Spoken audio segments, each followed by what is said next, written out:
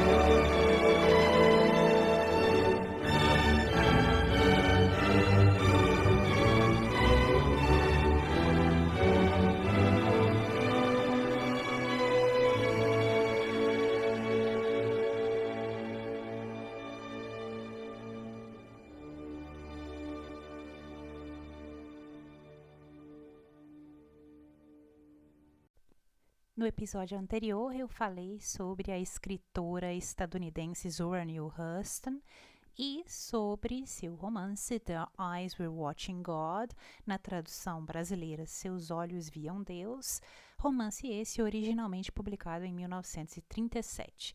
No episódio de hoje, eu falo sobre outra escritora estadunidense, dessa vez a Edith Wharton, e sobre seu romance The Age of Innocence, na tradução brasileira mais recente, A Época da Inocência, livro esse originalmente publicado em 1920. Mas antes eu gostaria de agradecer a Márcia Ruba, que muito carinhosamente e muito generosamente mencionou Clássicas Sem Classe em seu perfil do Instagram. Muito obrigada, Márcia. Como eu já lhe disse por lá, o seu texto me tocou muito.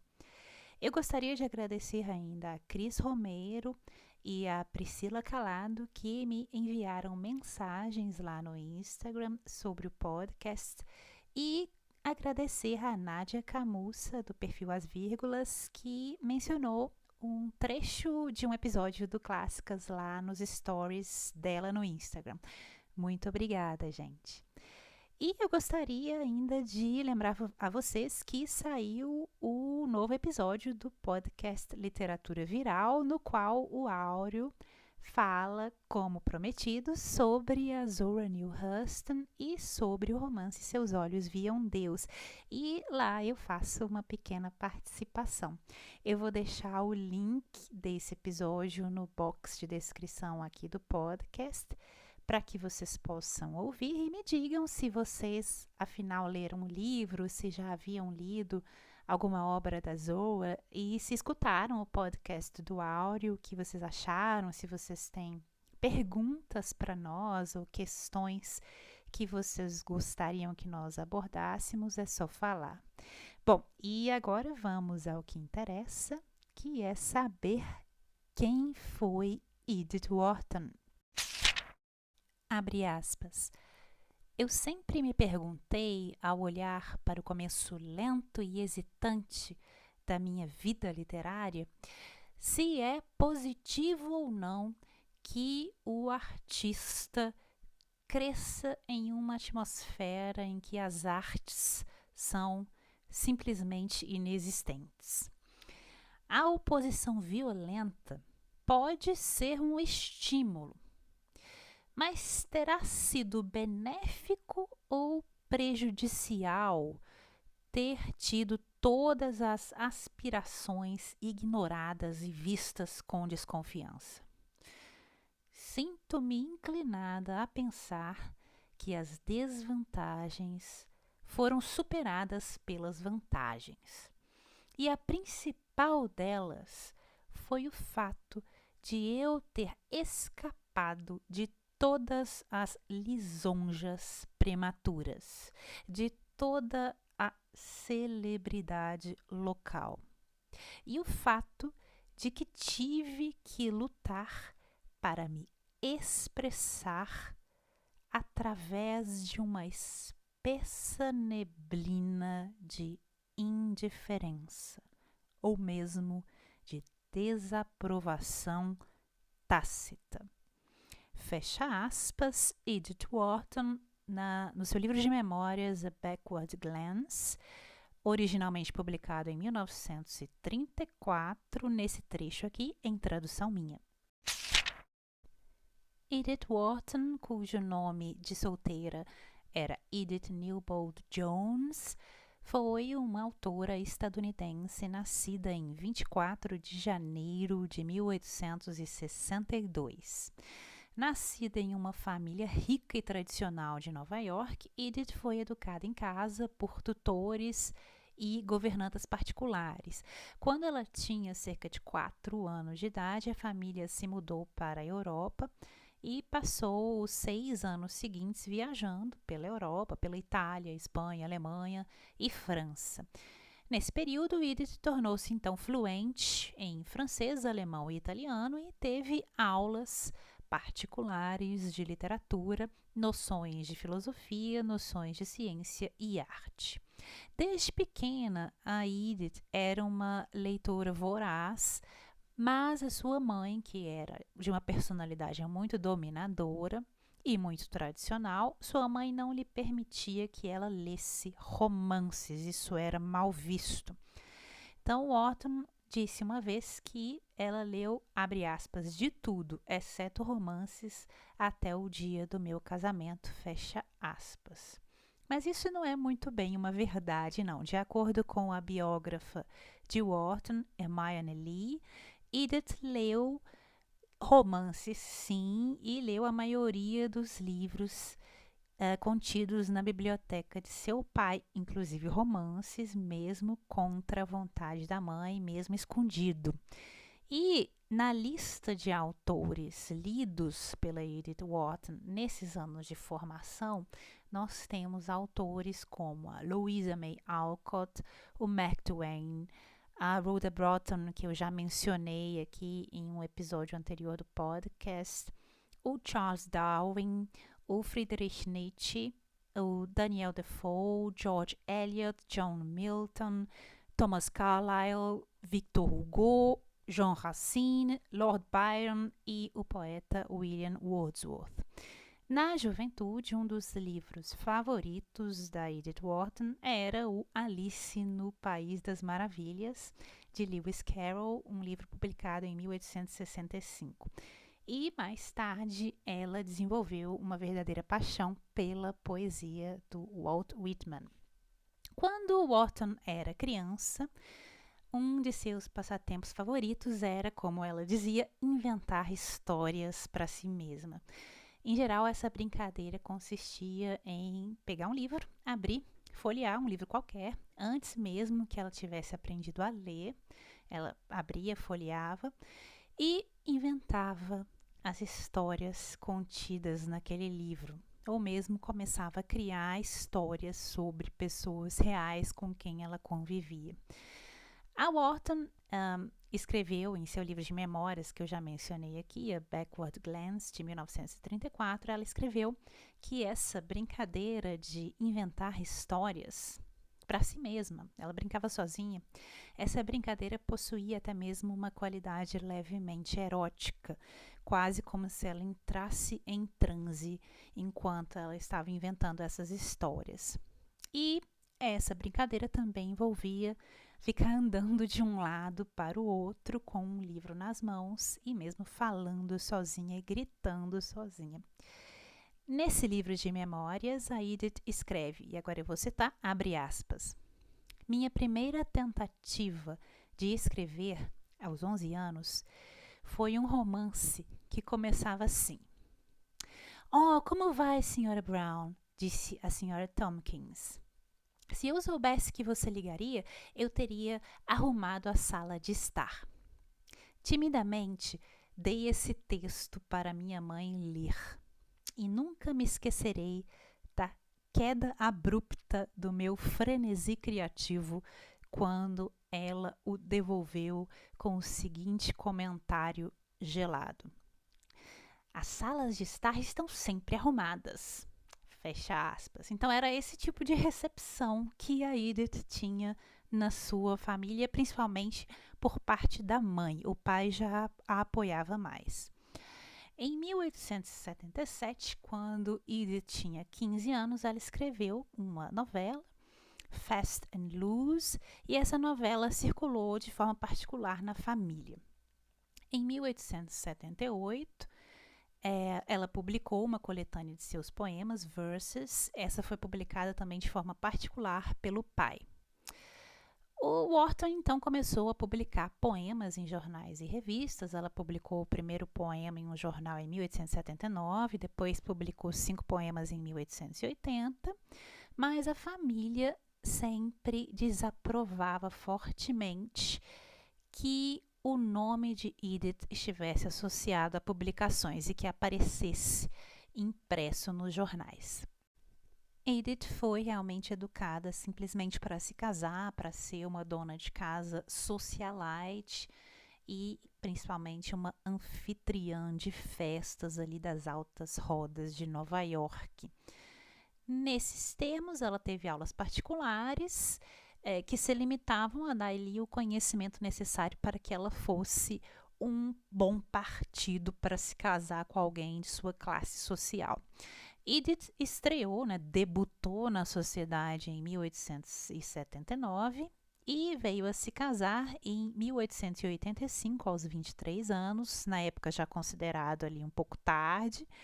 Ela se casou com um membro de uma família rica de banqueiros de Boston, Edward Wharton, e daí ela tirou o sobrenome, e esse cara era 12 anos mais velho do que ela. Em um texto intitulado Life and I, que é um fragmento autobiográfico que Wharton nunca publicou em vida, ela se recorda de, antes de seu casamento, ela ter pedido à mãe conselhos e informações sobre sexo, Ela nunca tinha tido essas informações e ali, logo antes de casar, ela tentou pedir essas informações para a mãe.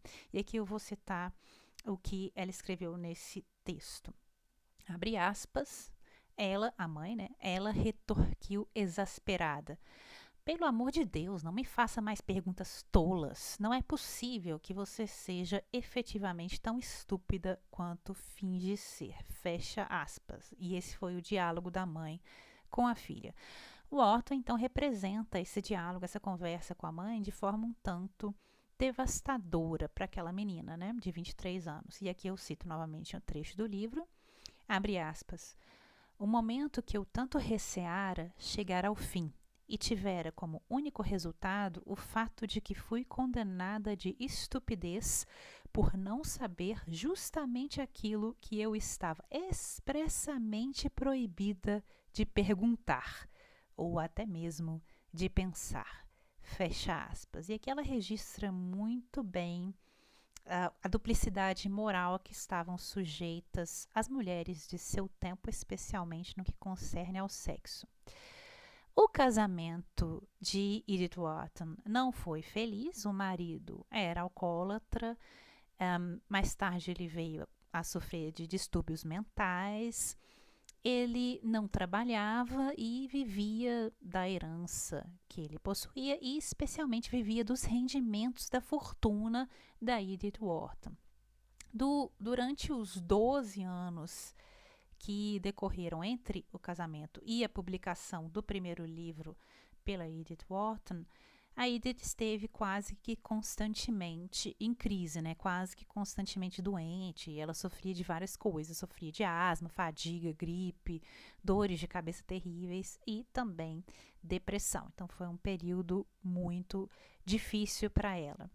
Na década de 1890, Edith continuou a publicar poemas e contos em várias revistas, como, por exemplo, Atlantic Monthly, Harper, Scribner, diversas revistas, mas ela continuava aí esmagada por um conflito entre o seu papel como socialite, como membro da aristocracia de Nova York, e o papel socialmente inferior e reprovado naquela sociedade, que era o papel de escritora profissional. Então, esmagada por esse conflito, ela apenas veio a publicar seu primeiro livro de ficção quando ela já tinha mais de 30 anos de idade após o falecimento da mãe. Em 1897, porém, antes disso, ela publicou um livro de não ficção. Isso já não era tão mal visto quanto publicar um romance. Então, ela publicou um livro de não ficção, que era um livro sobre design e decoração de interiores. A obra se chama The Decoration of Houses e ela escreveu em conjunto com o arquiteto Ogden Codeman Jr. Em seguida, ela publicou 2 coletâneas dos contos que ela vinha publicando ali de forma esparsa em revistas. Então, ela juntou esses contos, publicou 2 coletâneas, The Greater Inclination, de 1899, e Crucial Instances, de 1901.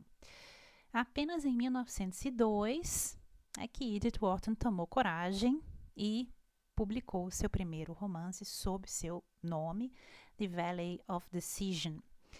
O sucesso de público, porém, só viria a acontecer em 1905, quando ela realmente foi aclamada pelo público e pela crítica pela publicação do romance muito conhecido The House of Mirth. No Brasil, esse livro é traduzido como A Casa da Alegria, tradução de Silvia Rezende, pela editora Pedra Azul, 2018. E em Portugal há uma tradução como A Casa da Felicidade, Publicações Europa América, de 1994. Exultante com esse sucesso, ela escreveu ao seu editor na época, que era o Charles Scribner, e aqui eu vou citar o que ela escreveu, abre aspas, é uma ideia muito bonita a de que 80.000 pessoas leiam The House of Mirth. E se esse número subir para 100.000, temo que meu prazer ultrapasse até mesmo os limites da decência. Fecha aspas.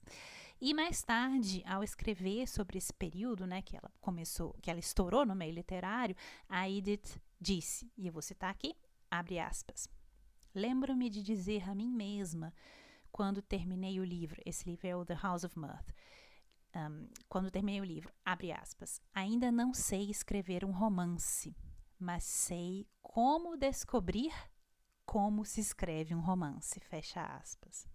E aí, nas próximas 3 décadas, a Edith publicaria mais de 50 livros, incluindo romances, coletâneas de contos, novelas, ensaios, livros de viagens, até história de fantasma ela escreveu também crítica literária, crítica cultural. Durante a Primeira Guerra, ela escreveu relatos de guerra e também poesia e, como eu já disse, um livro de memórias. Abre aspas. Se alguém procura a publicidade conferida pela publicação e vende suas obras no mercado, esse alguém vende aos compradores o direito de pensarem o que eles quiserem desses livros. E a melhor salvaguarda da romancista é esquecer da qualidade dos elogios ou culpas a ela atribuídos por críticos e leitores, e escrever apenas para aquele crítico desapaixonado e irônico que mora no seu próprio seio. Fecha aspas, Edith Wharton, na obra A Backward Glance, Um Olhar para Trás, essa obra de memórias, publicada em 1934. Em 1908, enquanto ela morava na França, Edith Wharton iniciou um caso de amor extraconjugal com o jornalista Morton Fullerton, que era 3 anos mais novo do que ela, e ele também mantinha ali, ao mesmo tempo, vários relacionamentos de longo e curto prazo com várias mulheres e com homens. E aí ela começou um caso com esse cara, o casamento dela ela já estava separada, ainda não divorciada, mas separada. O marido dela também teve vários casos, então ela começou esse affair com o Morton. Segundo a biógrafa de Edith Wharton, Sherry Benstock, esse relacionamento, que durou cerca de 3 anos, marcou o despertar sexual de Edith. Edith tinha, então, 46 anos e, durante esse relacionamento, ela manteve um diário especial que ela intitulou L'Âme Close, a Alma Próxima, no qual ela descreveu o que acontecia com ela, né? Descreveu esse relacionamento, e ela também escreveu romances, poemas de amor para o Fullerton. Nessa época, o marido de Wharton já sofria de constantes mudanças de humor e ele oscilava muito entre depressão, mania, e ele também, como eu já disse, mantinha vários casos amorosos extraconjugais. E para piorar as coisas, a Edith descobriu que ele tinha desviado cerca de $50 mil do dinheiro dela, e ele desviou isso para sustentar uma de suas amantes que ele tinha na época, e já foi a gota d'água, né? Em 1908 eles já estavam separados.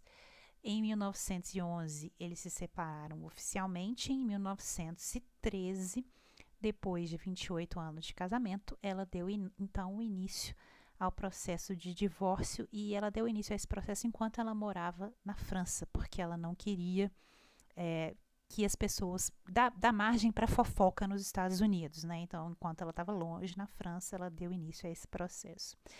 Nesse mesmo ano de 1913, após o divórcio, e também nesse mesmo ano ocorreu o término do caso que ela tinha com Fullerton, ela então registrou um sonho nesse diário que ela mantinha. Eu vou citar aqui o sonho.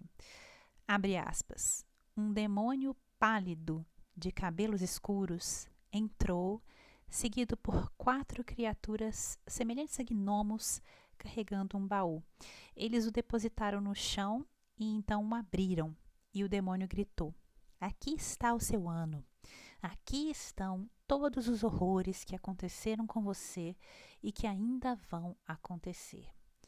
E arrastou uma sucessão de objetos se contorcendo e os jogou no chão diante de mim. Eu sabia o que eram. Eram as coisas horrendas e inacreditáveis que me haviam acontecido nesse ano terrível, ou que aconteceriam comigo antes mesmo de seu fim. E fiquei olhando horrorizada enquanto o demônio as arrastava cada vez mais, até que finalmente, sacudindo a mais odiosa delas, ele me disse, rindo: pronto, essa é a última delas. Os gnomos também riram, mas eu, enquanto olhava para a grande pilha e para o baú vazio, disse ao demônio: você tem certeza de que esse baú não tem um fundo falso? Fecha aspas. Então veja aí, 1913 foi um ano terrível para ela. Oficializou o divórcio e se separou de seu amante, que ela realmente amava. Há uma anedota também com relação a esse amante que, nesse período conturbado, ela escreveu o livro The Reef, e esse é um livro em que todo mundo trai todo mundo, uma rede de traições, e aí ela deu os manuscritos para o amante ler e perguntou, e aí, o que você acha? Você acha que está autêntico, já que você entende dessa coisa? Então vocês veem aí como ela estava bem sarcástica já nesse momento. Bom, e como no sonho dela fica claro, o baú de desastres tem efetivamente um fundo falso, porque já no ano seguinte começa a Primeira Guerra Mundial. Quando a Primeira Guerra Mundial começou, a Edith Wharton dedicou grande parte de seu tempo ajudando refugiados na França, na Bélgica, ajudando soldados. Ela realmente se engajou no serviço de ajuda aos aliados na guerra. Ela levantava dinheiro para apoio a refugiados, apoio a hospitais, ela viajava efetivamente para as linhas de frente e ajudou na construção, por exemplo, de abrigos de guerra. E por diversos esforços então que ela prestou durante a Primeira Guerra, Edith Wharton recebeu uma das maiores honrarias concedidas pela França, que é o título de Cavaleiro da Legião de Honra. E ela ficou muito angustiada durante a Primeira Guerra porque ela via aquilo como o fim de uma época e o fim de uma civilização cuja cultura ela amava. Em 1921, ela foi a primeira mulher a ganhar o Prêmio Pulitzer de ficção nos Estados Unidos, com um romance que vem tratar muito bem desse sentimento do fim de uma era, que é o romance que eu vou abordar aqui mais tarde, que é o The Age of Innocence, de 1920. A tradução mais recente no Brasil, pelo que eu sei, é A Época da Inocência, pela Companhia das Letras. A tradutora é Hildegard Feist. Essa edição é de 2013. Nós temos também uma edição de 1994, que saiu ali mais ou menos quando saiu o filme, né? Do Martin Scorsese. Essa edição de 94 é da Ediouro. O título é A Era da Inocência, mas eu não consegui checar quem é o nome do tradutor. Em Portugal, nós temos a tradução do título como A Idade da Inocência, pela Publicações Europa América, e essa edição é de 1997. Também não consegui checar o nome do tradutor dessa edição. A Edith Wharton também foi indicada a concorrer ao Prêmio Nobel de Literatura diversas vezes, em 1927, 1928 e 1930. As honrarias não param por aí. Em 1923, ela foi a primeira mulher a receber um doutorado honorário em letras pela Universidade de Yale. E em 1930 ela foi eleita para a Academia Americana de Artes e Letras.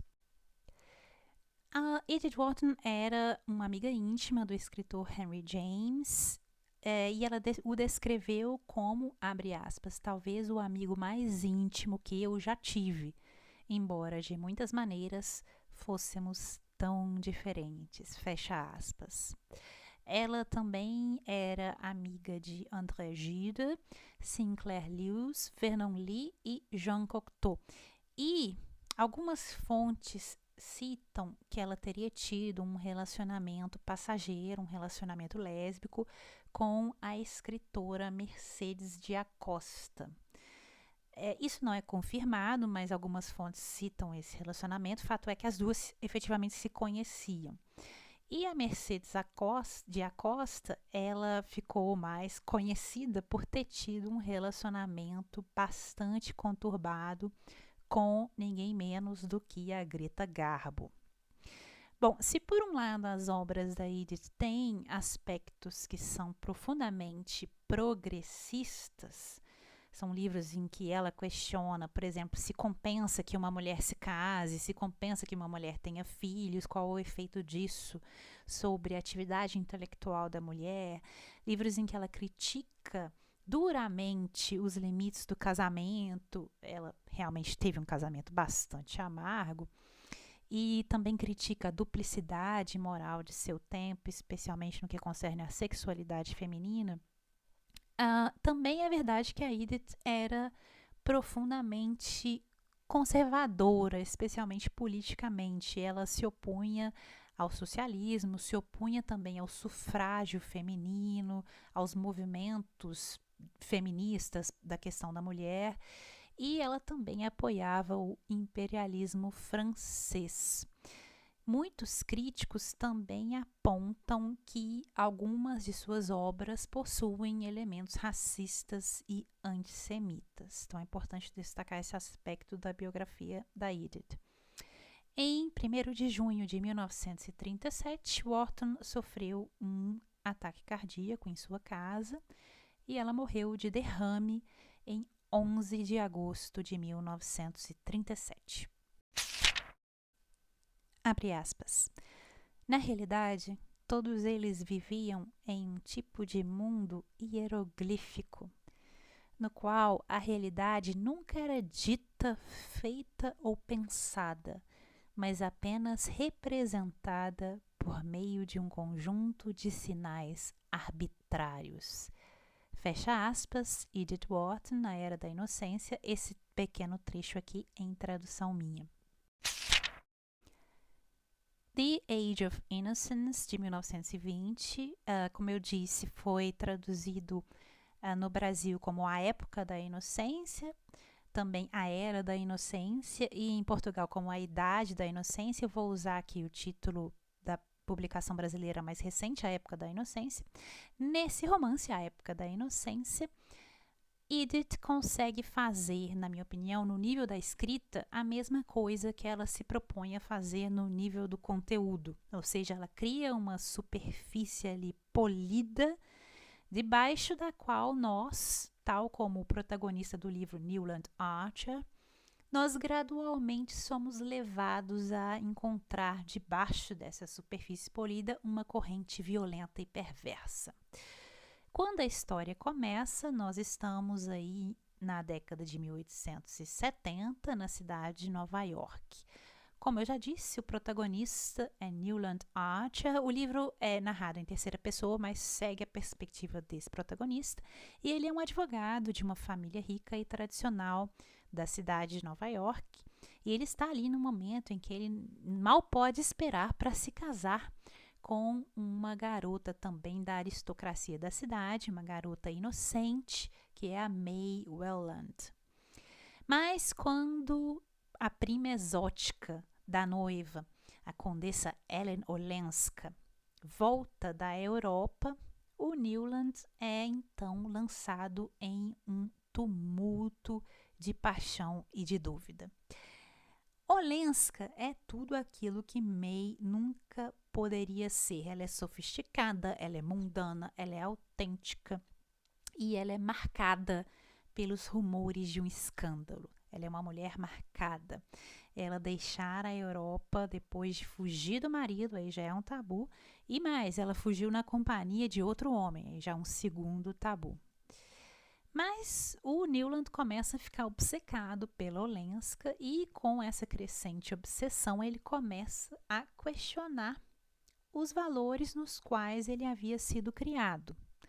Então, na medida em que ele passa a enxergar a noiva May como um produto desses costumes e desses valores da sociedade de Nova York de 1870, ele começa a rejeitar essa noiva e a rejeitar as regras e os valores que ela representa. E na medida em que ele passa a ver Olenska como um mundo sofisticado, um mundo misterioso, um mundo sedutor, no qual esses valores não prevalecem, um mundo então que ele passa a sentir como um mundo mais livre, um mundo que está além de Nova York, à medida que ele começa a associar Olenska com esse mundo, com esse desejo, ele se sente cada vez mais atraído por ela. E nós, leitores, também nos sentimos mais atraídos por ela. Olenska é a personagem fascinante. Ela é uma livre pensadora, uma dissidente e ela é, sobretudo, uma força da natureza. Então, tal como Newland, nós somos atraídos por Olenska pela constante tensão que ela consegue a todo momento criar e manter entre sua autenticidade, sua individualidade forte e enérgica e às exigências da sociedade em que ela vive, que exigências essas que estão a todo momento tentando tolher, limitar essa individualidade que a todo momento desborda para além dessa moldura. Então a Olenska nos fascina e fascina o Newland por parecer sempre estar a ponto de subjugar as expectativas da alta classe de Nova York e subjugar essas expectativas e essas regras e esses valores aos seus próprios desejos e à sua própria individualidade. E ela nos fascina ainda mais pelo seu senso de moralidade profundamente pessoal. E aqui nós podemos talvez vê-la como uma espécie de Antígona, uma Antígona estadunidense do século XIX, de Nova York. E ela não tem medo, tal como a Antígona, de quebrar um dever social e de mesmo comprometer sua reputação nos casos em que obedecer a esse dever social pelo simples bem das aparências corresponderia para ela a quebrar um dever moral que para ela é mais pessoal e mais profundo e mais importante. Então, embora a sua família, aterrorizada pela possibilidade do escândalo, pressione Olenska a se reconciliar, por exemplo, com seu marido, que é um marido abusivo e adúltero, a Olenska vê isso como errado, isso fere o seu dever moral pessoal e então ela está determinada a manter a sua independência, mesmo que isso possa causar algum problema para a sua reputação. Uma leitura possível da história é ver Olenska como uma espécie de bússola moral do Newland. Ela, por exemplo, abre os olhos do Newland para a superficialidade, a hipocrisia daquela sociedade de Nova York e para a falta subjacente de uma moralidade verdadeira em todas aquelas regras e aqueles falsos valores. Ela abre os olhos do Newland, ela é a bússola do Newland nesse momento. Ela também rejeita se submeter a tudo que ela não acredita ser correto, mesmo quando para o resto de toda a família, por uma questão de conveniência, os deveres sociais tivessem precedência sobre os morais, para ela não. Os morais, principalmente os deveres morais pessoais, individuais, têm sempre precedência sobre os deveres sociais. E também uma outra instância em que ela é a bússola moral é quando ela pede o Newland para nunca comprometer seu senso de dever moral, mesmo quando isso signifique sacrificar o que ele mais deseja. De acordo, então, com essa leitura, que também foi adotada, por exemplo, pela adaptação cinematográfica feita pelo diretor Martin Scorsese no filme de 1993, por essa leitura, a Olenska é o cordeiro sacrificial oferecido no altar em nome do senso de decoro da sociedade da velha Nova York. E, por essa leitura, a época da inocência, o livro, é apenas mais uma história de amor frustrado por uma sociedade rígida, na qual as emoções verdadeiras são sufocadas em prol de regras superficiais e sem sentido. Então, se nós seguirmos essa leitura, que é uma leitura comum desse romance, nós somos levados a concluir que a Olenska e o Newland não conseguem encontrar um lugar para o seu amor na sociedade de Nova York de 1870, de modo que o único lugar para esse amor seria na memória. E aí que eu vou lembrar uma frase do Newland muito importante, um momento chave da história no final, que é a frase, abre aspas, é mais real para mim aqui do que se eu subisse, fecha aspas. Quem lê o livro ou ouviu o filme vai lembrar dessa frase. Um pouco como Romeu e Julieta, que um amor tão puro não pode sobreviver em uma sociedade tão corrompida. Eu tenho um problema com essa leitura. Meu problema com essa leitura, que no entanto é uma leitura canônica, assim que o livro é lido de forma mais comum, essa é a leitura que a gente mais encontra, mas o meu problema com essa leitura é o fato de parecer uma leitura muito inocente da época da inocência. É uma leitura muito simples, uma leitura muito sem nuance para um romance que, na verdade, é um romance cheio de nuances. É um romance cheio de verdades que não são ditas, mas que são apenas sugeridas. Nós devemos nos lembrar que a história é contada sob uma perspectiva específica. É muito fácil esquecer que essa história tem uma perspectiva, porque o narrador é de terceira pessoa. Mas é um narrador que segue uma perspectiva, que é a perspectiva do Newland. E essa perspectiva, nós temos que nos lembrar, pode não ser totalmente confiável. E se nós passarmos a desconfiar dessa perspectiva, o romance vira uma coisa um pouco diferente do que essa leitura canônica faz supor. É pelos olhos do Newland que nós vemos, por exemplo, a sua noiva May. Então, pelos olhos dele, nós a vemos primeiro como uma noiva inocente, aquela mulher perfeita, a personificação ideal dos costumes e dos valores da sociedade do Newland. E ele também a vê como uma espécie de lousa em branco, né? Ele vai preencher aquela lousa em branco. Ele a vê como a esposa perfeitamente flexível e que ele deseja moldar exatamente ao seu gosto.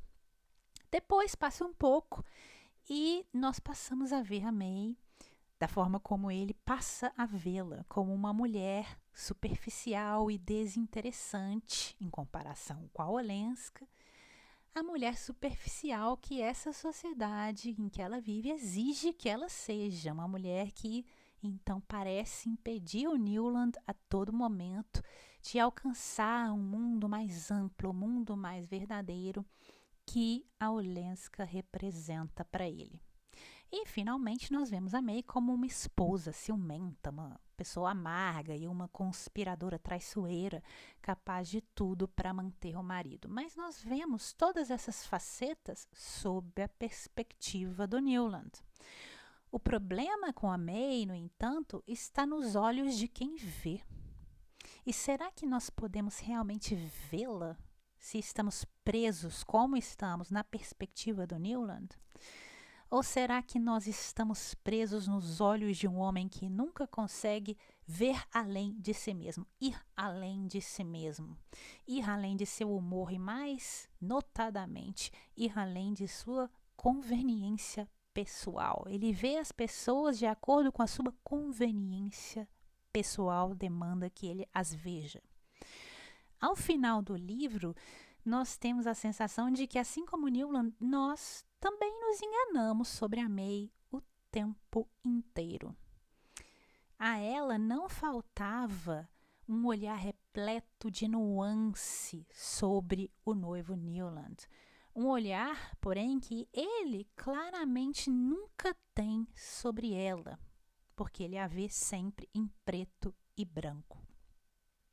Talvez a May não fosse aí essa vítima inocente, nem mesmo esse carrasco traiçoeiro, essa lousa em branco, mas ela era simplesmente uma mulher tentando lidar com os limites estreitos do que lhe era permitido fazer e ser nessa sociedade. Uma mulher enterrando seus sentimentos sob uma série de formalidades. Uma mulher tentando exercer alguma forma de autoridade sobre sua própria vida, sob a aparência de nunca questionar a autoridade dos outros.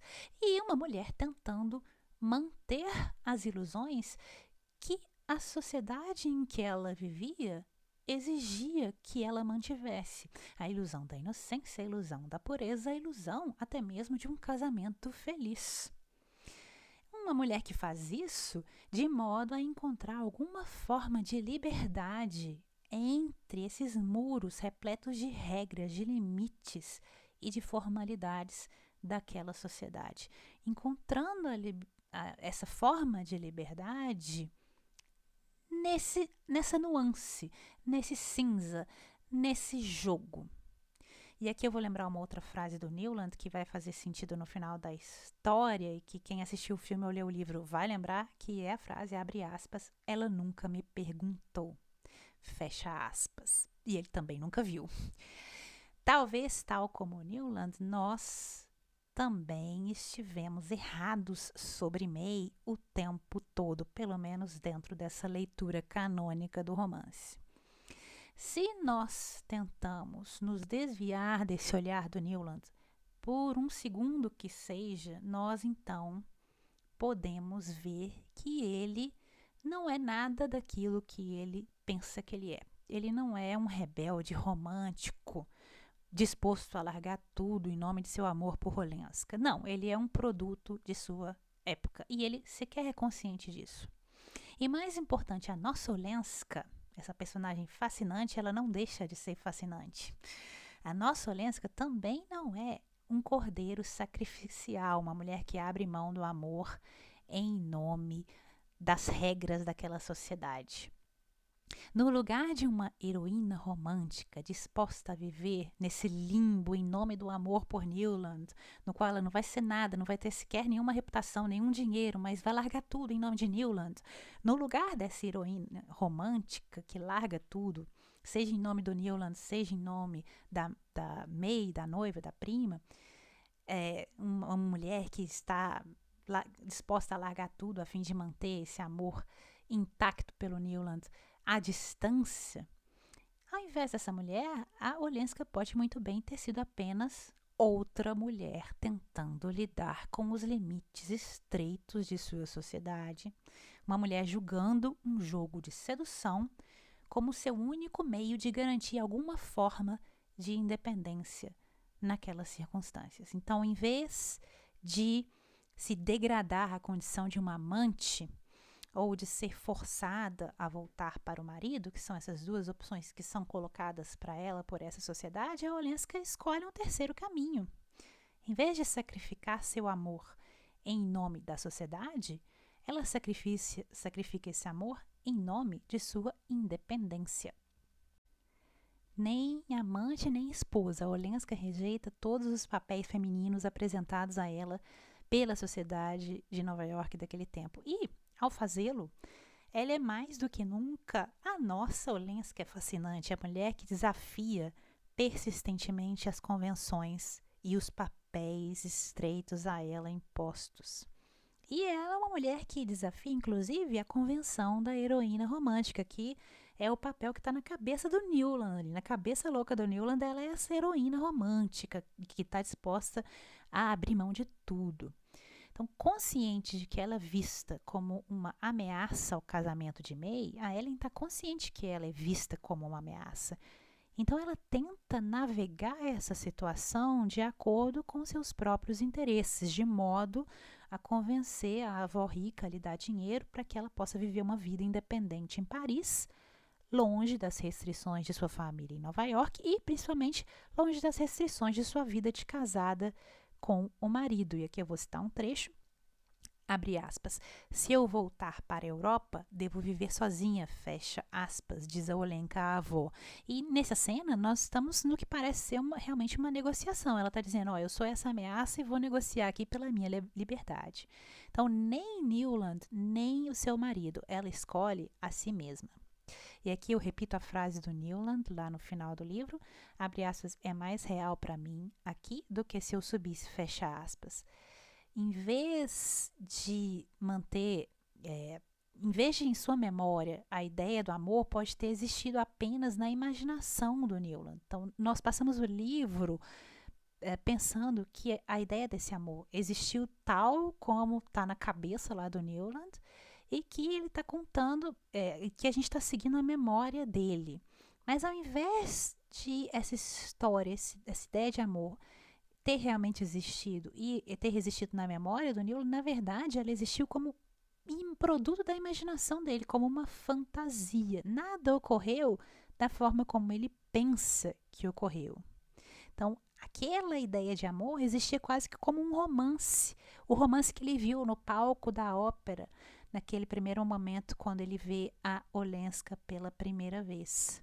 Então, até que ponto a Olenska brincou com o falso senso de si mesmo que o Newland tinha? Até que ponto ela jogou com isso? Ela jogou com as aspirações que ele tinha, com as ilusões que ele tinha, com a imaginação que ele tinha como produto de sua época.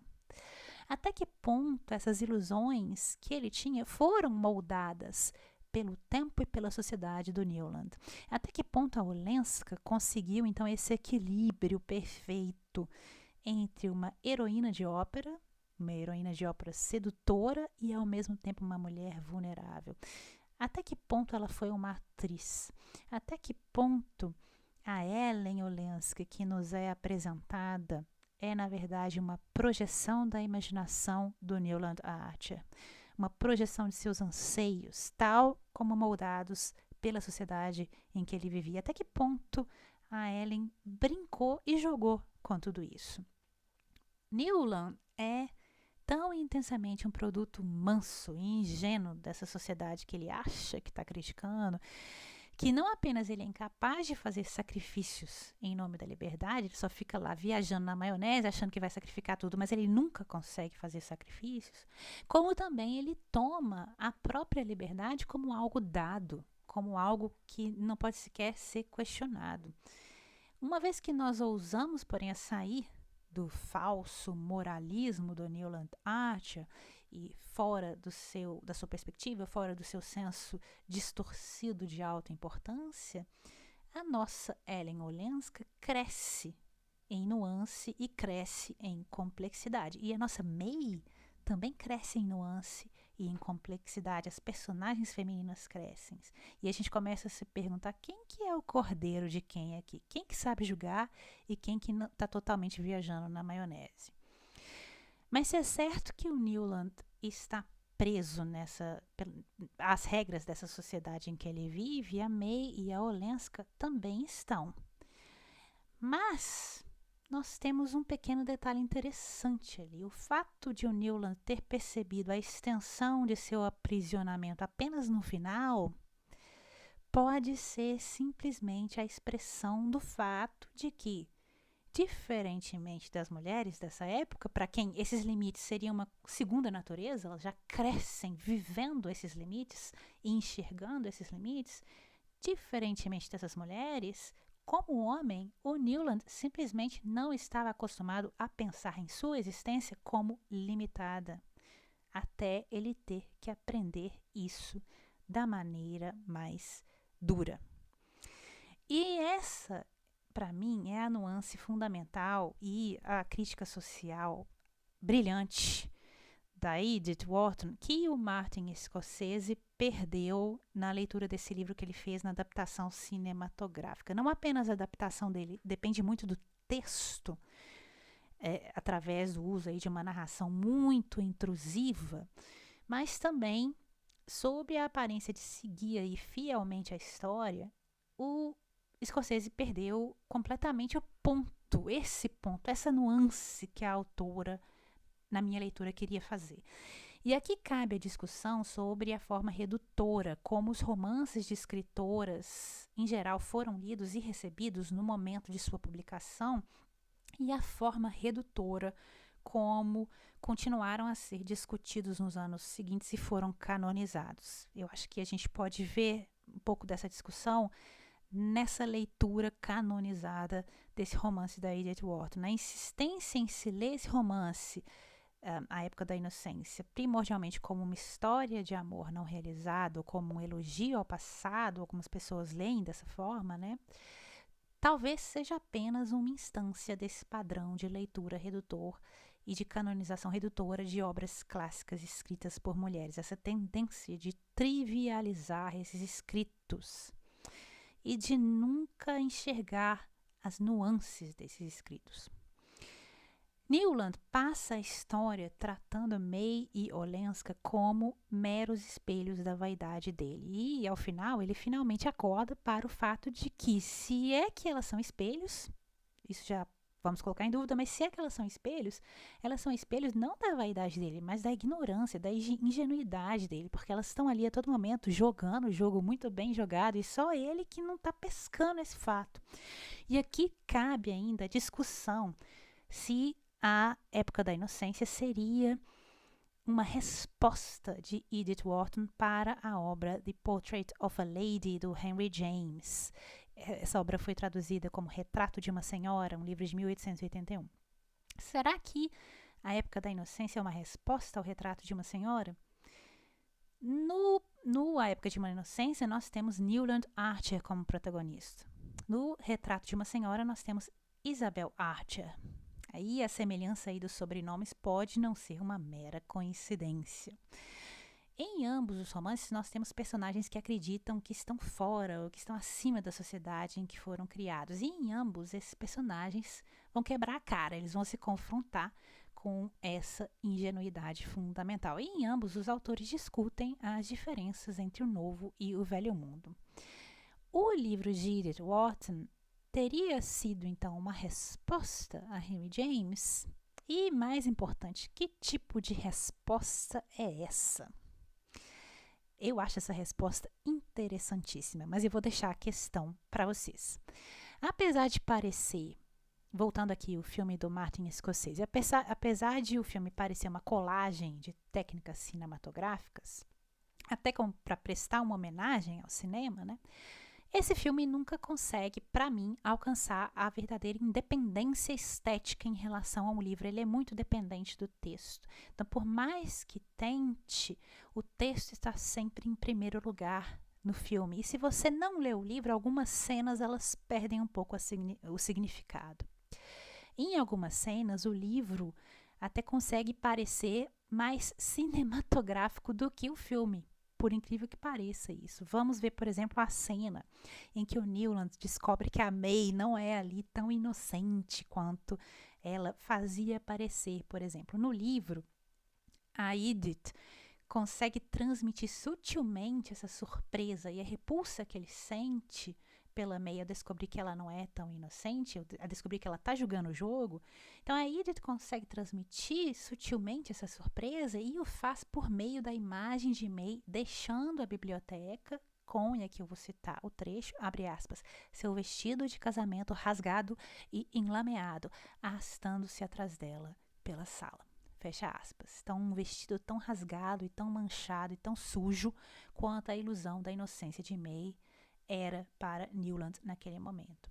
No filme, nós temos essa cena, a mesma cena acontece, mas, a menos que alguém tenha lido o livro, a imagem do vestido de noiva e o que isso significa é totalmente perdida para o espectador. O Scorsese escreveu certa vez que A Era da Inocência era um de seus filmes mais violentos. E olha, isso é o Scorsese, né? Ele está falando que a Era da Inocência é um dos mais violentos que ele já fez. E que eu vou citar um trecho da entrevista que ele fez, abre aspas. O que sempre ficou na minha cabeça é a brutalidade que havia debaixo da conduta polida. As pessoas também escondiam o que queriam dizer sob a superfície das palavras, na subcultura em que eu cresci, em Little Italy. Quando alguém morria, isso era definitivo.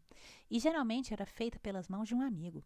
E de uma maneira até um tanto engraçada, era quase como um massacre ritualístico, um sacrifício. Mas a sociedade de Nova York da década de 1870 não tinha isso. Tudo era feito tão a sangue frio, eu não sei o que é preferível. Fecha aspas.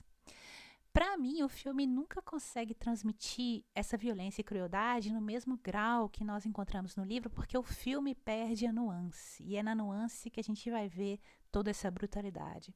Enquanto a Edith Wharton infunde a escrita com uma corrente de pavor, de perversidade, a gente sente nojo, a gente sente essa violência como se fosse contra nós mesmos.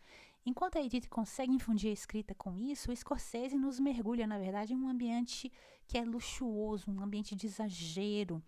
E ele troca esse senso de perversidade por um sentimento de superficialidade, um sentimento de claustrofobia. Então, enquanto a gente sente ao ler o livro essa perversidade, ao ver o filme a gente sente uma claustrofobia, uma superficialidade, um exagero.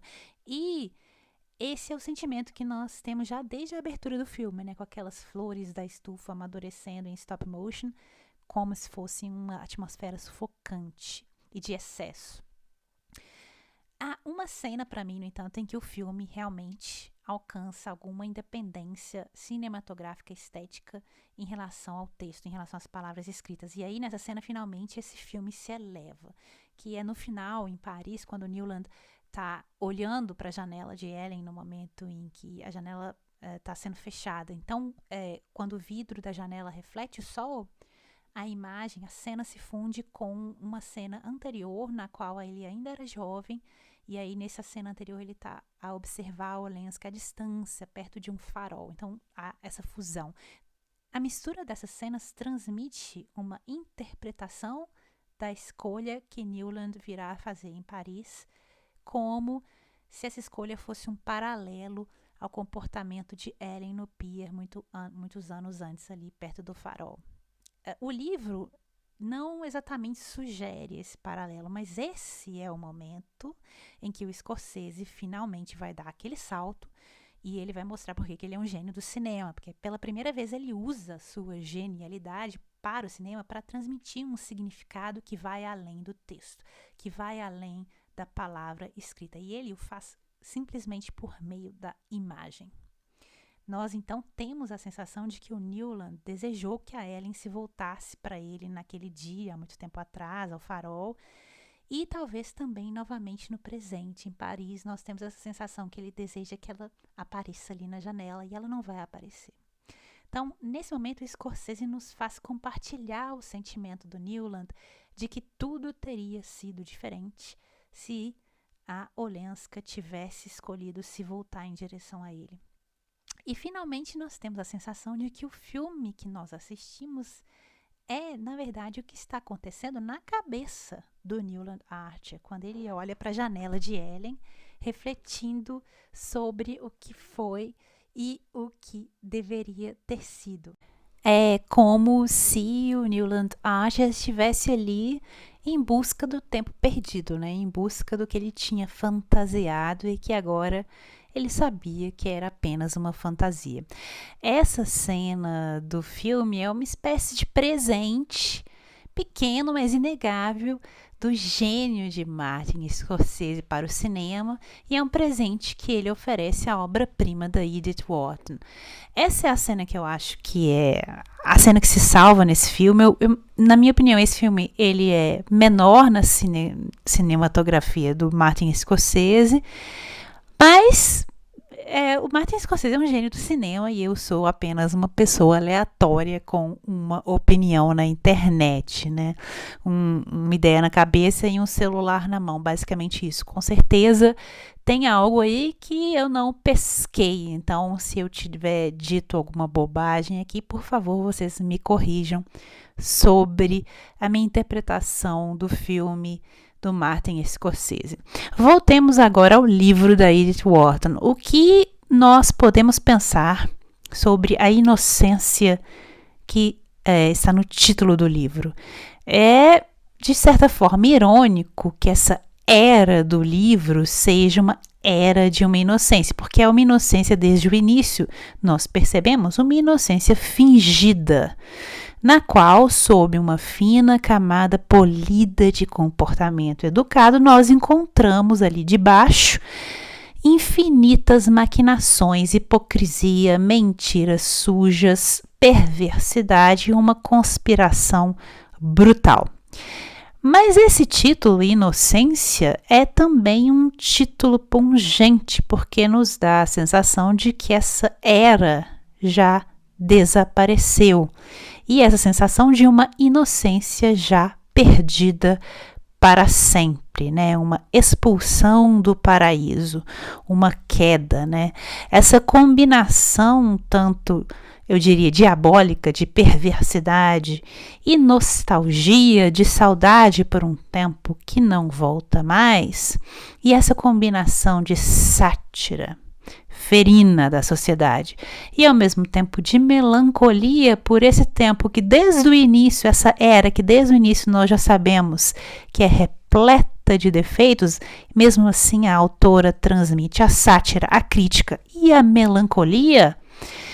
Essa combinação é outro toque de brilhantismo que nós encontramos nesse livro e que, na minha opinião, falta, na maioria das vezes, ao filme. A idade da inocência, a época da inocência, a era da inocência é um romance de inocência perdida e de paraíso perdido. E essa perda é principalmente uma perda do Newland Archer, desse personagem. É a inocência dele que ele vai perder, que ele vai perceber e que ele vai perder. E no final não é tanto a ilusão de amor que o Newland perde. Não é tanto o amor que ele perdeu, nem a ilusão que ele tinha do amor que ele perdeu, mas é o falso senso de si mesmo que ele tinha e que ele perde. É o falso senso que ele tinha das pessoas ao seu redor e que ele percebe e perde. Essa inocência com relação ao que está rolando ali é que ele vai perder quando ele cair em si. A duplicidade dos próprios padrões do personagem, ao lidar, por exemplo, com a Olenska e com a May, a hipocrisia do personagem em querer que a May seja inocente e depois mostrar nojo ao descobrir que ela não era inocente. Então, ele, ao mesmo tempo, quer que a May seja Olenska, né? Não seja inocente. E quando ele descobre, não, peraí, ela não é uma lousa em branco, né? Ela tem toda uma individualidade ali e ela tá sacando coisas que eu não saquei, ele fica com nojo dela. Então, essa hipocrisia dele. E a incapacidade do Newland mesmo de transgredir ou de escolher entre esses dois lados de si mesmo, né? Ele nunca quer perder, ele quer sempre ser bem visto pela sociedade, seja como o marido de May, seja como o herói romântico que foge com Olenska. Então ele tem uma incapacidade de escolher o que perder, escolher entre os dois lados de si mesmo, o lado que queria ser elogiado por se casar com o May e o lado que não queria, não estava nem o lado que queria escapar das normas estabelecidas e ser elogiado por isso, ser elogiado por ter um caso com Ellen Olenska. Em resumo, o que ele perde é a ingenuidade ao pensar que ele era uma exceção aos códigos sociais de seu tempo. E é isso o que a personagem Isabel Archer do Henry James no Retrato de uma Senhora também perde. Muito mais do que um livro sobre o amor perdido, o livro da Edith Wharton, na época da inocência, é um livro sobre a perda da, aí eu vou citar um trecho, inocência que cela a mente contra a imaginação e o coração contra a experiência, fecha aspas, esse é um trecho do livro.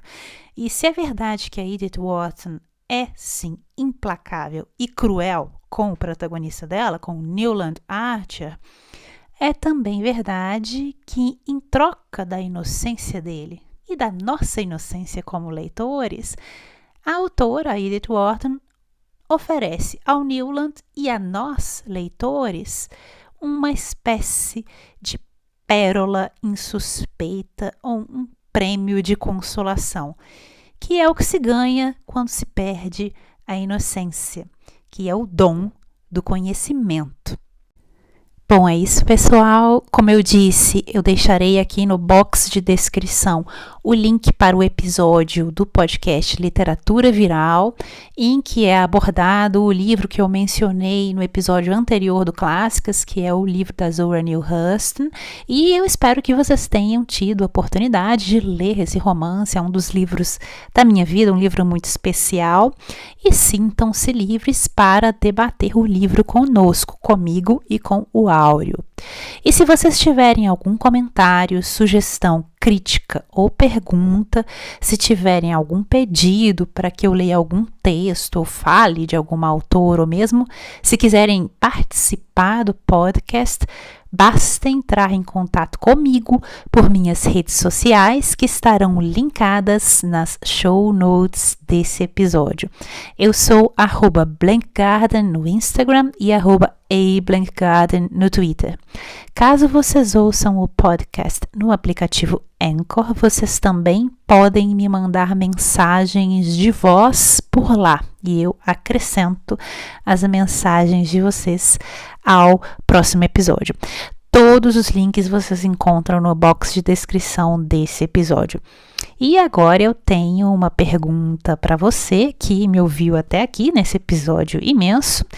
E é o seguinte, você já leu algum livro da Edith Wharton? Você acha que ela ainda merece ser lida? O que você acha da adaptação cinematográfica da obra por Martin Scorsese, A Época da Inocência? Que tipo de comparação você acha que seja possível fazer entre a obra A Época da Inocência, de Edith Wharton, e o romance Retrato de uma Senhora, de Henry James? é só deixar sua opinião ou comentário nas redes sociais do podcast. Como sempre, eu deixarei uma lista de livros sobre a autora na página do podcast para quem quiser saber mais sobre ela. Muito obrigada por terem escutado até aqui. Espero que tenham gostado e até o próximo episódio.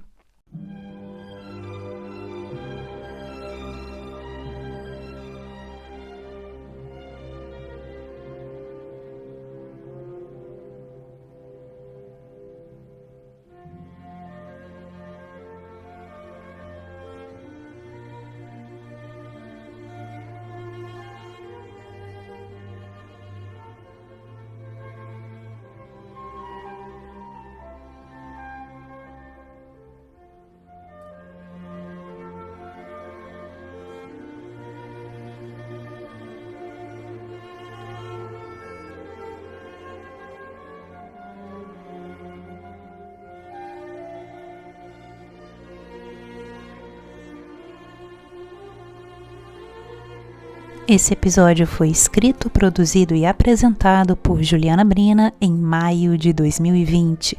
A música tema foi baseada na Sinfonia número 2, composta entre 1897 e 1902 pelo estadunidense Charles Ives e executada pela Orquestra Sinfônica da Rádio da Baviera sob direção de Leonard Bernstein em 1987.